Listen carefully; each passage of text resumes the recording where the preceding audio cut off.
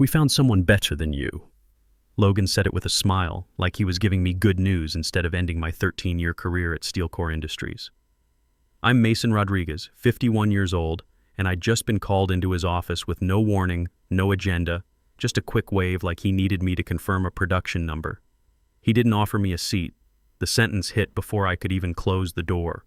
No build-up, no explanation, just clean execution delivered in that steady voice that suggested this had already been rehearsed, maybe even enjoyed. Logan smiled, polite and contained, as if this were a routine update and not the removal of a human being.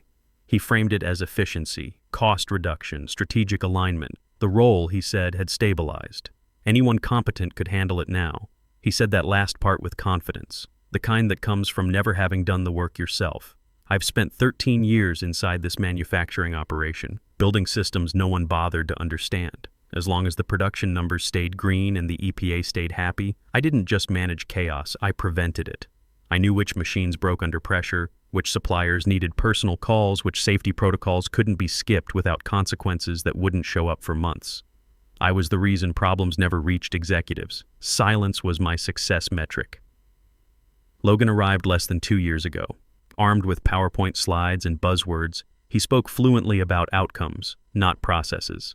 He loved dashboards, hated questions, and treated operational detail like a nuisance.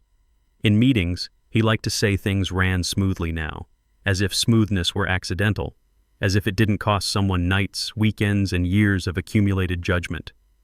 "This is just business," he added, sliding a thin folder across the desk.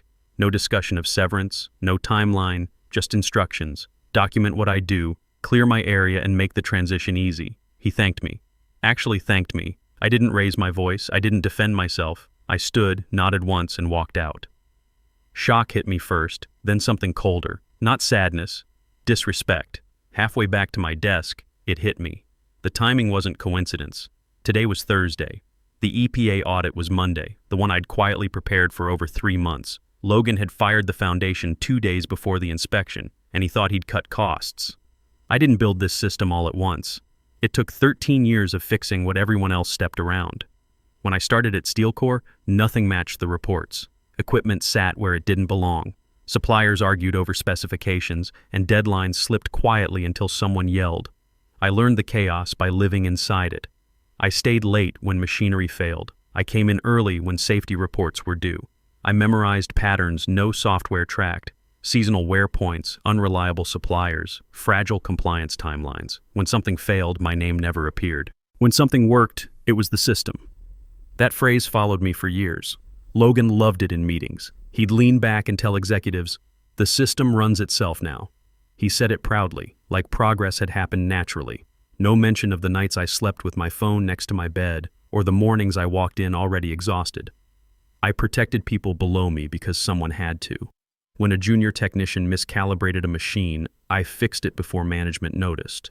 When a safety coordinator panicked about documentation, I absorbed the blame and taught him quietly. Mistakes didn't disappear, they were contained. That containment became invisible labor. Over time, my role stopped having a clear name. I wasn't management. I wasn't hourly. I was labeled overhead, a line item justified only because replacing me felt risky. As long as the numbers stayed green, no one asked why.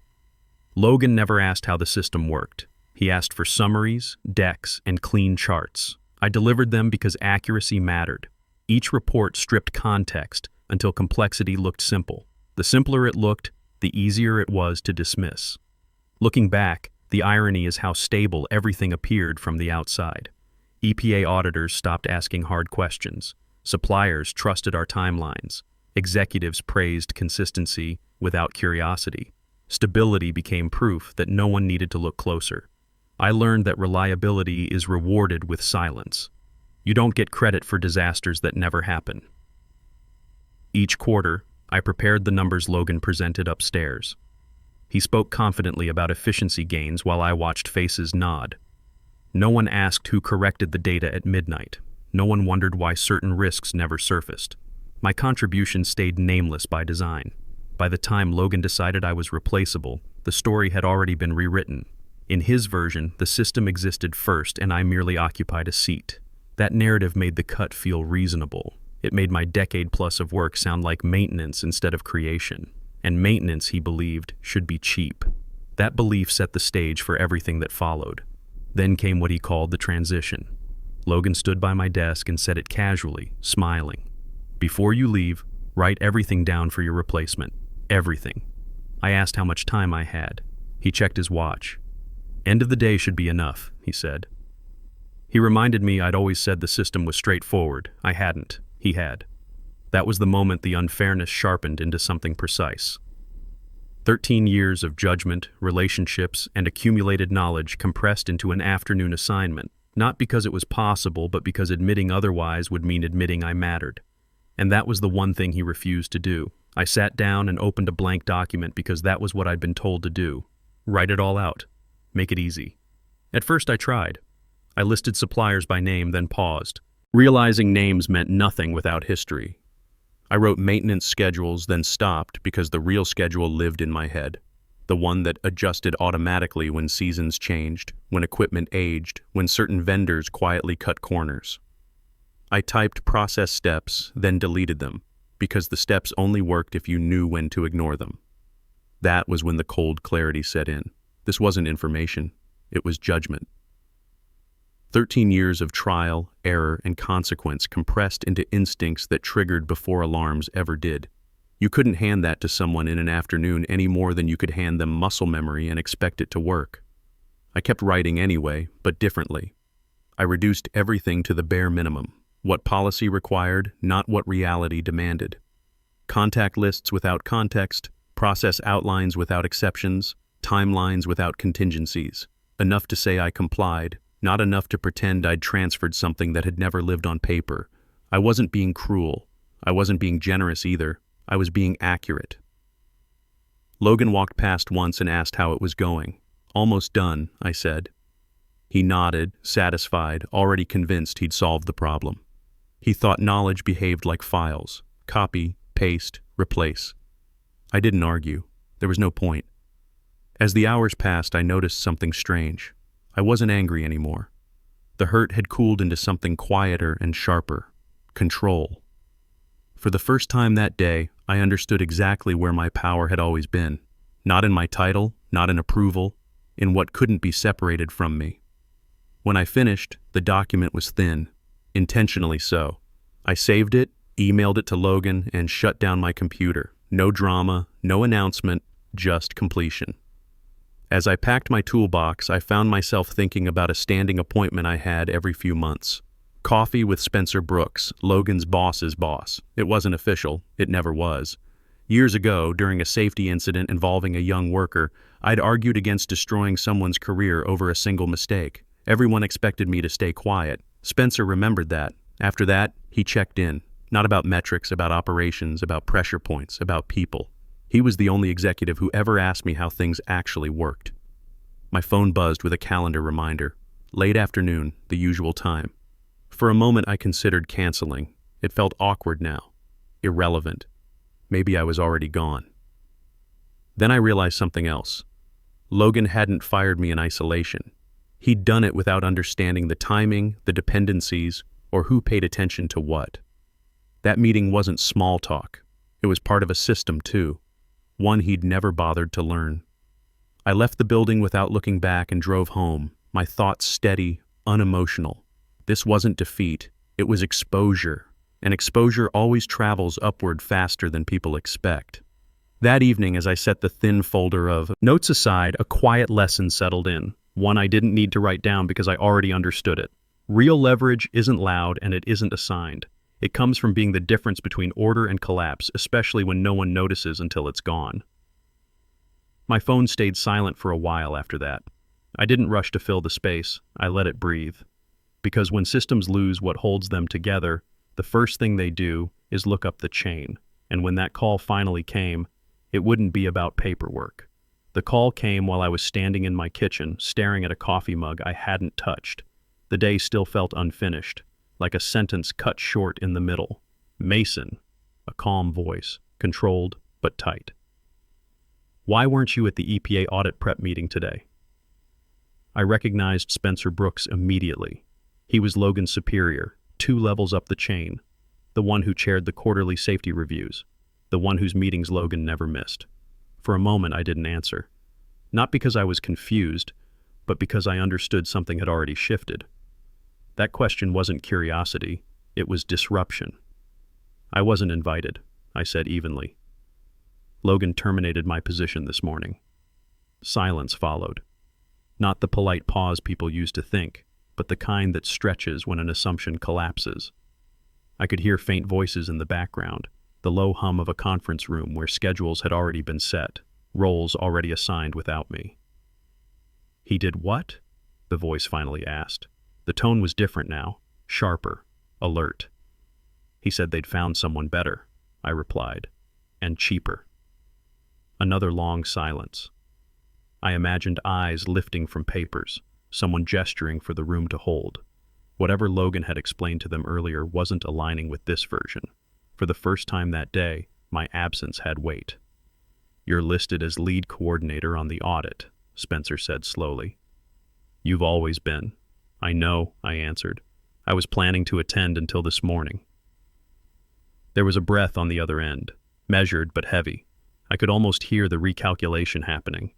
This wasn't about me anymore. It was about process, about exposure, about how a critical role could vanish hours before a high-stakes audit without anyone above Logan knowing.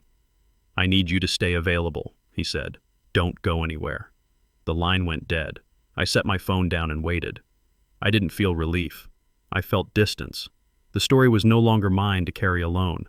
It had entered a larger system, one with rules Logan had ignored. 20 minutes later, my phone rang again. This time it was HR. The woman introduced herself carefully, as if each word needed permission before leaving her mouth. She asked me to confirm my employee number, then the time of my meeting with Logan, then the reason given for my termination. I answered plainly, no emotion, just facts. "I'm reviewing the file now," she said. I heard typing, then a pause, then more typing, faster this time. "Did Mr. Walsh provide you with formal documentation?" she asked. "No." "Severance details?" "No." "Written cause? Performance citations?" He said cost reduction. The silence returned, but this time it was procedural. I knew that sound. It was the sound of a checklist failing quietly. "Thank you for confirming," she said at last. "Please remain reachable." When the call ended, I leaned back against the counter and exhaled for the first time all day. Not because I felt saved, because I felt seen from above.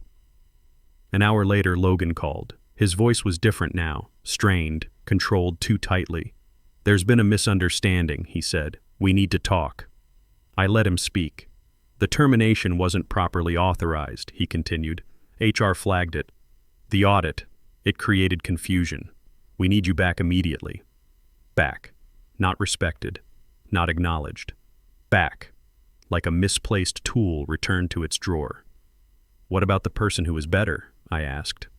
A pause. Shorter this time. "That didn't work out," he said. "Look, this was a judgment error. It happens. Not to him. It didn't. Until now."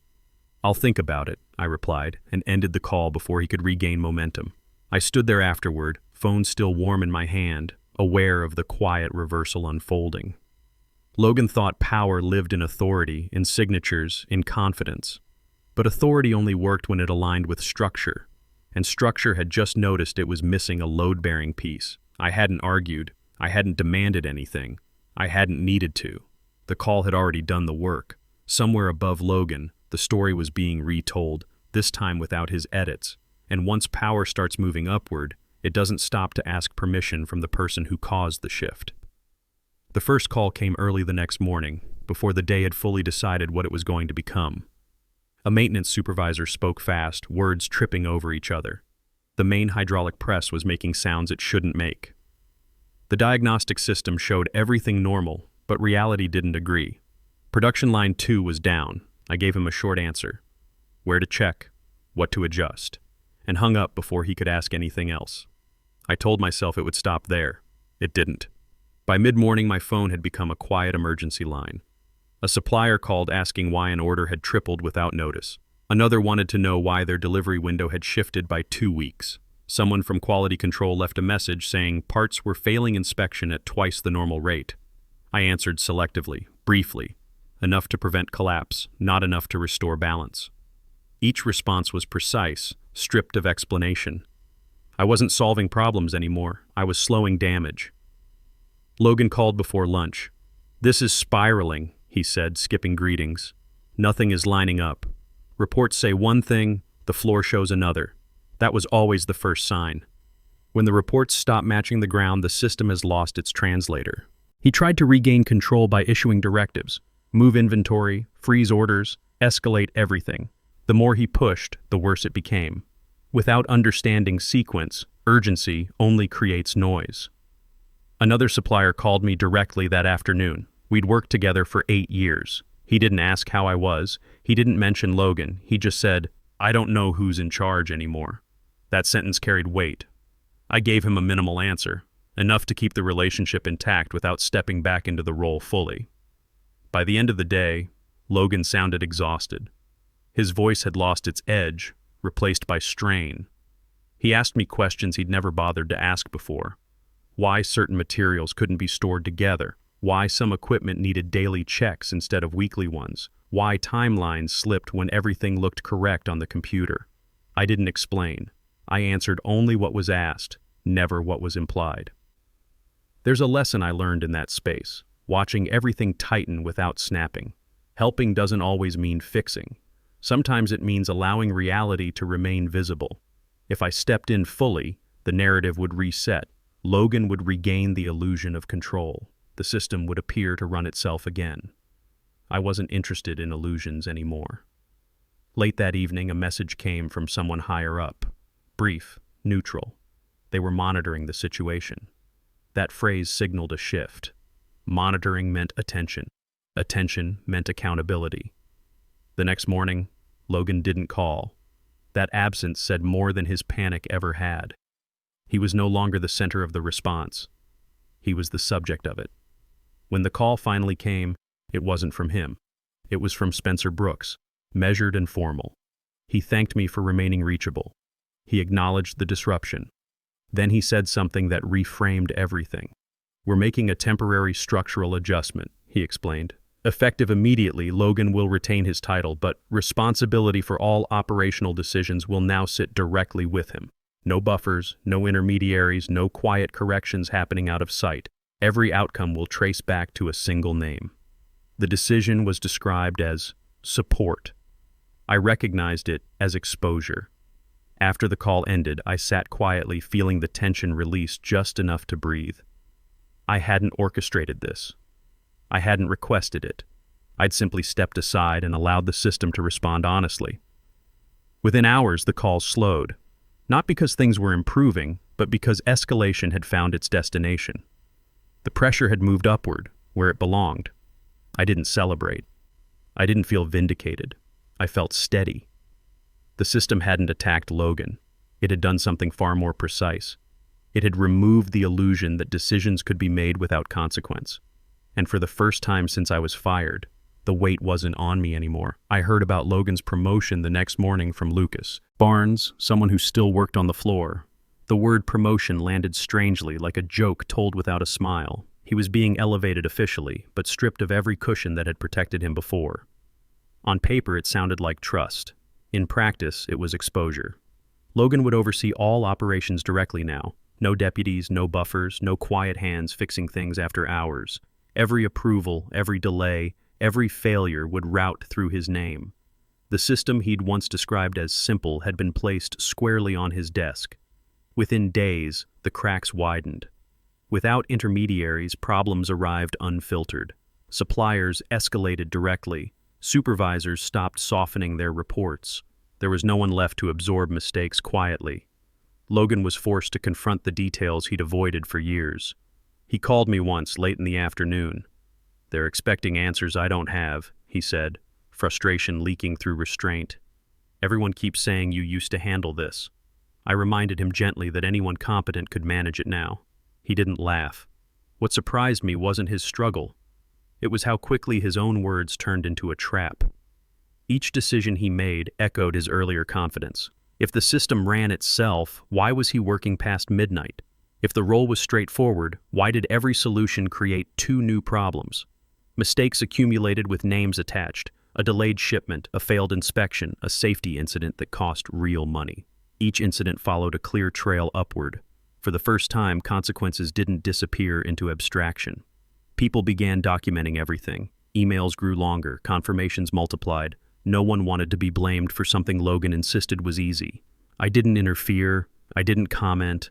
I watched from a distance as the narrative corrected itself. One evening he left me a voicemail. His voice was tired, stripped of polish. I didn't realize how much was involved, he admitted. It looked simple when you did it. That sentence stayed with me. It wasn't an apology, it was an acknowledgement, arriving too late to change anything. Understanding, delayed, has limited power.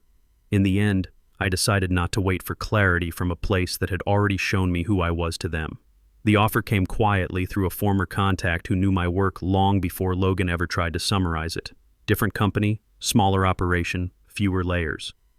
The conversation felt unfamiliar in the best way. They asked how I worked, not how fast I could replace someone else. They offered better pay without negotiation, flexible hours without suspicion, authority without theater. Most of all, they offered respect without needing to be convinced. I accepted the same day. Logan didn't know yet. I didn't rush to tell him. For the first time in weeks, my decisions weren't reactive. They were deliberate. When Logan called again, his tone had softened into something careful. He said leadership was reconsidering. He said the situation had stabilized enough to bring me back properly. He mentioned adjustments, recognition, even growth. I listened because listening no longer cost me anything. I'm not coming back, I said evenly. He tried again, adding urgency. He framed it as unfinished business, as loyalty, as mutual benefit. I recognized the pattern, the same language he'd used when he needed something fixed without acknowledging why it broke. I repeated myself, no explanation, no conditions. After the call ended, I felt lighter, not relieved, exact, decisive. There's a difference between escaping and choosing. I was choosing. My new role began the following Monday. The facility wasn't perfect. Processes were loose. Documentation was incomplete. It looked familiar in a way that didn't frighten me. Chaos isn't intimidating when you know how to shape it. What surprised me was how present leadership was. They walked the floor. They asked questions and waited for answers. When I said something would take time, they believed me. That trust mattered more than the title. As weeks passed, something else began to happen. My phone rang with numbers I recognized, suppliers, long-standing relationships, people who had worked with me for years, not because they were assigned to, but because reliability creates its own gravity. They didn't ask about Logan. They didn't mention SteelCore. They asked where I was now. At first, I redirected them politely. I explained I wasn't in charge of contracts anymore. I kept boundaries, but patterns repeated. They'd mention delayed payments, confusing instructions, missed windows. Then they'd pause and ask again, softer, "Are you somewhere we could work with?" I brought it up with my new leadership carefully, transparently. They listened. They asked questions. They made room. Within weeks, agreements shifted. Not aggressively, not dramatically, just logically. Suppliers follow stability. They follow people who understand their constraints and respect their timelines. The relationships had never belonged to the company. They'd belonged to the work. Word traveled faster than I expected. One supplier moved partial volume. Another followed, then another. No announcements, no statements, just decisions aligning quietly. Logan found out eventually. "You're pulling our suppliers," he accused during one final call. "I'm not pulling anyone," I said. "They're choosing." He went quiet. I let him. There was no satisfaction in that moment, just confirmation. Loyalty, like competence, isn't transferable by memo. At my new desk, I built again, methodically, this time with intention. I documented as I went. I trained someone early. I explained why, not just how. The system took shape faster than the last one because it wasn't built alone. Looking back, I understood something I hadn't before. Leaving wasn't the risk. Staying where I was unseen had been. When I stopped trying to be indispensable to people who didn't value me, my work found its own path. I watched the decline from a distance, not with satisfaction, but with the detached focus of someone reading a familiar pattern repeat itself. SteelCore didn't fall apart all at once. It slowed, staggered, and adjusted downward, the way organizations do when they refuse to admit what they've lost. Operations continued. Technically, orders shipped. Eventually. Meetings happened frequently, but everything moved with hesitation. Decisions waited for approvals that no longer came quickly. Reports grew longer and said less. The machine still functioned, but without memory. Eventually, the adjustment came. It wasn't dramatic. It arrived quietly, wrapped in language about alignment and utilization. Logan was reassigned. Smaller scope, narrower mandate, no direct authority over operations. His title remained. His influence did not. The calls didn't come all at once. They arrived slowly, spaced out, usually in the evenings when the day had softened. Old numbers, familiar names, people I hadn't spoken to in months. Each conversation started the same way. "Mason, I just wanted to say thank you." They reminded me of moments I'd half forgotten, covering for mistakes, pushing back on unfair decisions, explaining the why instead of just enforcing the how. None of them talked about numbers. They talked about how it felt to work under someone who didn't use fear as a management tool. Several had already left SteelCore. Others were preparing to. When I asked why, the answer repeated itself in different words. If they could do that to you, then none of us were safe. I hadn't considered the message my firing sent downward. People don't just watch how leaders treat success. They watch how they treat loyalty, restraint, and quiet competence. I didn't expect Logan's final call, but I recognized the pause before he spoke. He sounded older. Not in years, but in weight. He didn't circle the point. He said he was sorry, not for what happened to him, but for what he finally understood. He acknowledged the choice, the assumptions, the certainty he'd worn like armor. He said the system had taught him things he should have learned sooner, and that he wished he'd listened when it mattered. I let him finish. When the silence opened, I answered simply. I told him I wasn't angry. I told him I wasn't interested in revisiting the past. Some things don't need ceremony. They need accuracy. The call ended without promises, without tension, without the need to be remembered. When I look back on everything that happened, the lesson isn't about revenge, promotions, or even winning. It's about something quieter and much harder to see when you're inside it. For years, I thought value came from being indispensable, from holding everything together without being noticed. I thought if I stayed calm, fixed problems, and asked for nothing, fairness would eventually find me. It doesn't always work that way. What I learned is this: systems don't protect people. People protect systems. And when a system decides you're replaceable, it's not always because you are. Sometimes it's because your silence made others forget what you carried. Walking away didn't make me weaker. It showed me where my strength had always lived, inside my judgment, my integrity, and my ability to rebuild without bitterness.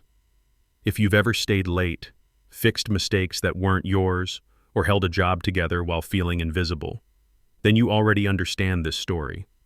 You don't need permission to matter. You don't need to wait for recognition that may never come. Sometimes the most professional thing you can do is choose yourself, calmly, without burning anything down. Every business decision is fine until the consequences call back. That's what 13 years taught me at SteelCore. Sometimes walking away isn't giving up. It's finally understanding your worth.